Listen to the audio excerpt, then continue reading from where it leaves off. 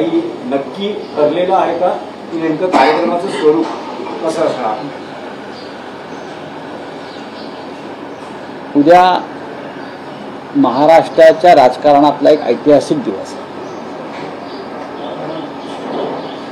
मराठी माणसाच्या जीवनातला एक ऐतिहासिक आणि आनंदी दिवस आहे. एक तर मराठी विजय दिवस म्हणून आहेच,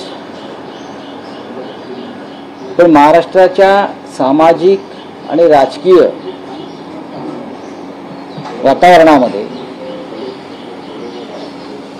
नवे बदल घडवणारा दिवस आहे. उद्या वरळीतल्या डोम सभागृहामध्ये जो विजय जल्लोष कार्यक्रम होतोय, जेथे माननीय शिवसेना पक्षप्रमुख उद्धव ठाकरे आणि मनसे प्रमुख राज ठाकरे एकत्र उपस्थित राहतील आणि ज्याची या महाराष्ट्राला प्रचंड उत्सुकता आहे. लोक राज्याच्या कानाकोपऱ्यातून यायला निघाले आहेत. त्या संपूर्ण कार्यक्रमाची तयारी शिवसेना आणि मनसेचे नेते, पदाधिकारी, कार्यकर्ते एकत्रित तयारी करतायत. आज सुद्धा आम्ही तिकडे जाणार आहोत सगळे, आणि उद्या साधारण सकाळी 11 वाजल्यापासून हा जल्लोषाचा कार्यक्रम सुरू होईल. मी असं म्हणतो की ऐतिहासिक कार्यक्रम आहे. खूप दिवसांनी एक भाषा म्हणून, एक संस्कृती म्हणून मराठी भाषेला विजयाचा दिवस पाहता आला. तो मराठी माणसाच्या एकजुटीमुळे. आणि ही एकजूट शक्य झाली ती उद्धव ठाकरे व राज ठाकरे यांच्या एकत्र येऊन हिंदी सक्तीच्या विरोधामध्ये जे आंदोलन झालं त्याला एकत्र येऊन मराठीचा विजय त्यांनी मिळवून दिला. आणि अर्थात उद्या आपण पाहाल काय ठरलंय आणि काय ठरवलंय हे आता सांगण्यापेक्षा उद्या नक्कीच तुम्हाला पाहता येईल. राज ठाकरेंना मारण्याचा कट होता उद्धव ठाकरेंचा असा खळबळजनक दावा रामदास कदम यांनी केलेला आहे. काय वाटतं तत्पूर्वीच्या सभेच्या दरम्यान हे सगळं त्यांनी मोठं विश्वास सोडून द्यावं. काही तुम्ही प्रश्न विचारता, कोण बोलताय, कोण आहेत ते बघा. ज्यांना शिवसेनेने इतके वर्ष सातत्यानं, त्याच्यामध्ये उद्धव ठाकरे सुद्धा आहे, राज ठाकरे सुद्धा आहे, ठाकरे कुटुंबांना दिले. मुळात असं आहे की जे शिवसेनेतले आमचे जुने सहकारी आहेत पूर्वीचे, जे सोडून गेले, त्यांच्या पोटामध्ये भीतीचा गोळा उठलेला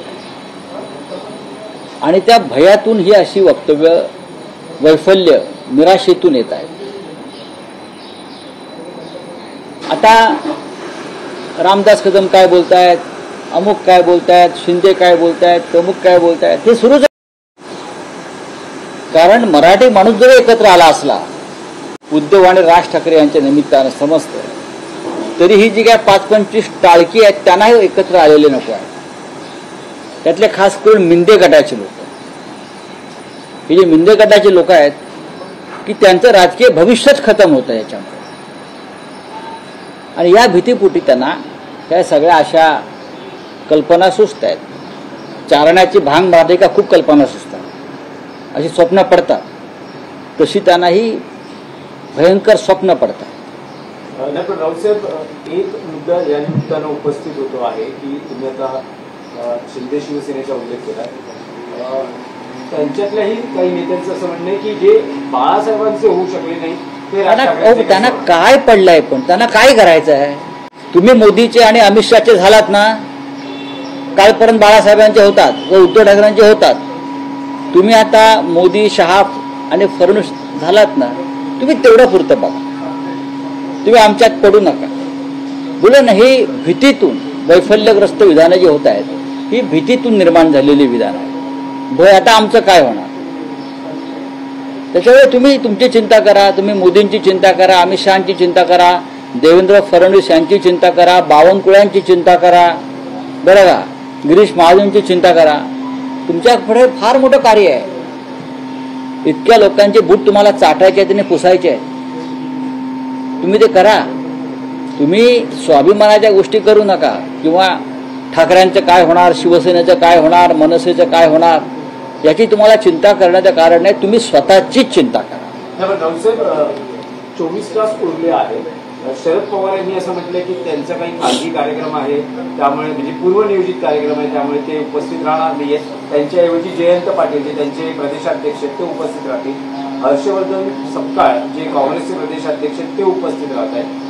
कोणते नेते व्यासपीठावर असणार आहेत, कोणते नेते भाषण करणार आहेत याची काही रूपरेषा ठरली आहे? त्याची पूर्ण रूपरेषा ठरलेली आहे.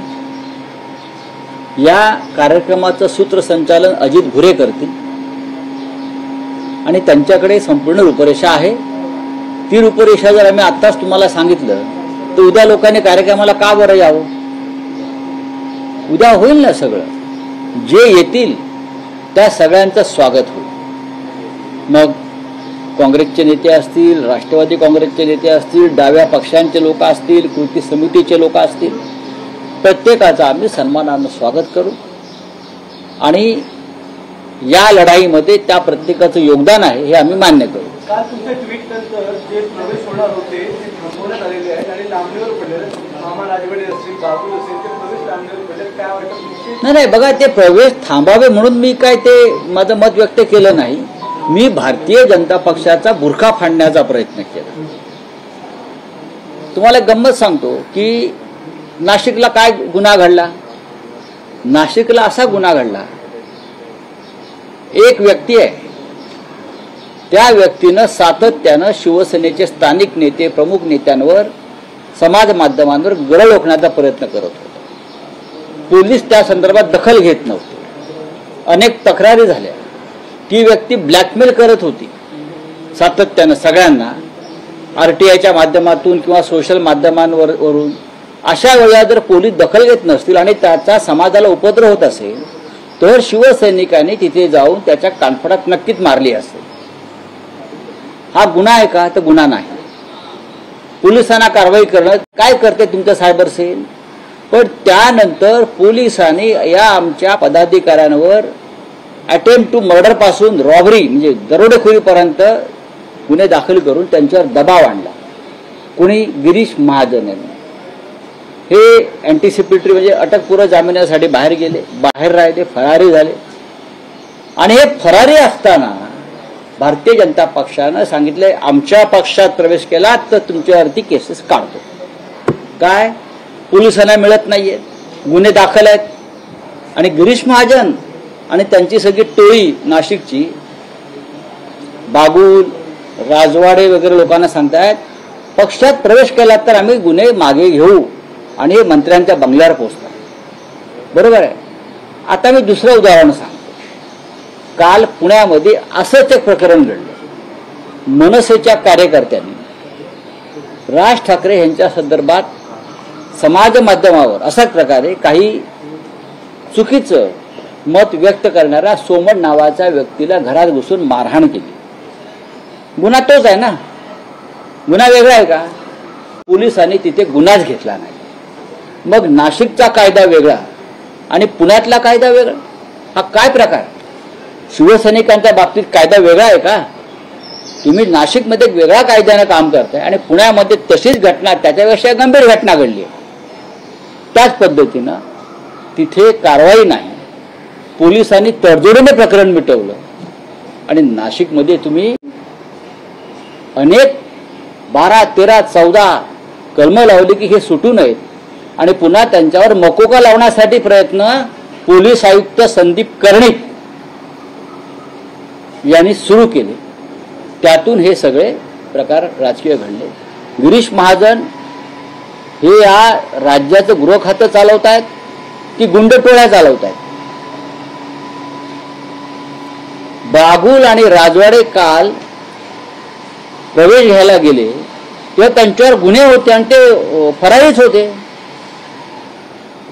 मी जेव्हा हा ट्विट केलं एक आणि प्रधानमंत्र्यांपासून अमित शहापर्यंत मी त्याचं टॅग केल्यावरती तिथून विचारणा झाली काय चाललंय आणि त्यानंतर हे प्रवेश थांबवले प्रधानमंत्री कार्यालयाने. हे तुम्हाला मी सांगतो.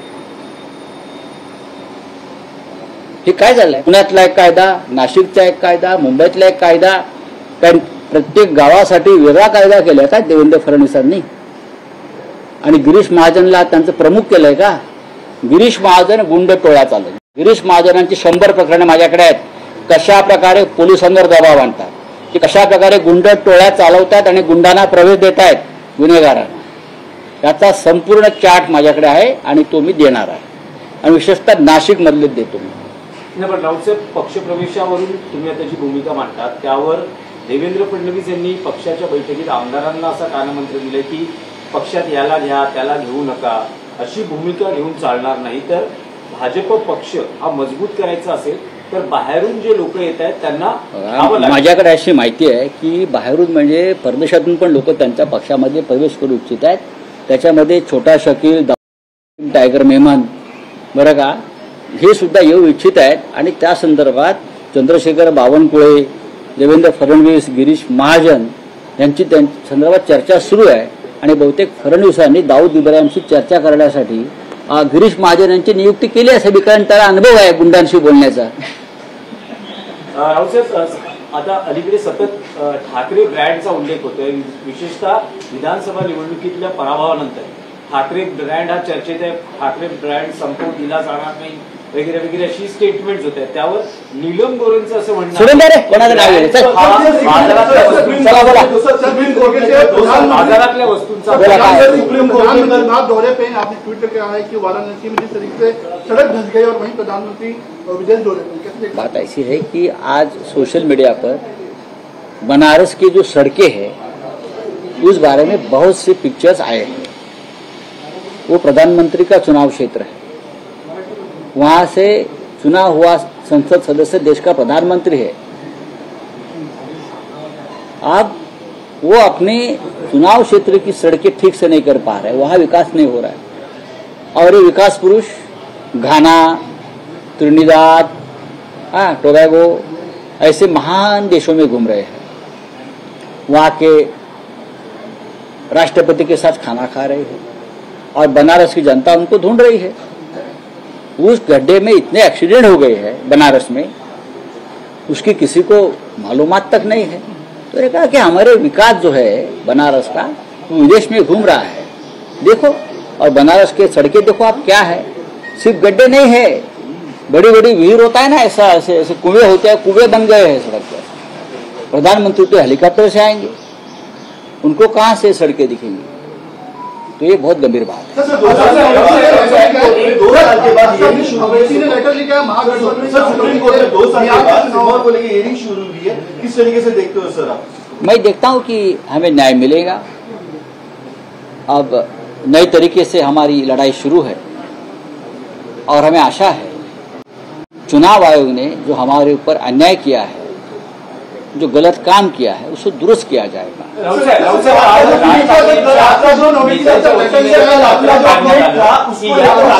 या मेळाव्यामध्ये कुठल्याही पक्षाच्या चिन्हाचा किंवा कसलाही वापर नको, हा पक्ष विरहित मेळावा आहे. पण एकूण आता यावर चर्चा सुरू झाली की वरी परिसरात जे शिवसेना उद्धव बाळासाहेब ठाकरे पक्षाचे पोस्टर्स लागले आहेत त्यावर पदाधिकारी आहेत, आम्ही पक्षीय लेबल लावलं जाते अशी त्यांची नाराजी. त्यांचं म्हणणं नाराज व्हायचं कारण नाही. आता अनेक गोष्टी काय आमच्यापर्यंत येत नाहीत. राज्यातल्या अनेक भागामध्ये प्रत्येकाने अशा प्रकारचे पोस्टर्स लावले, कोणी लावले कळत नाही अनेकदा. तर आज सकाळपासून आम्ही माहिती घ्यायला सुरुवात केलेली आहे आणि त्यानंतर आमच्या सूचना त्या संदर्भात गेलेल्या आहेत.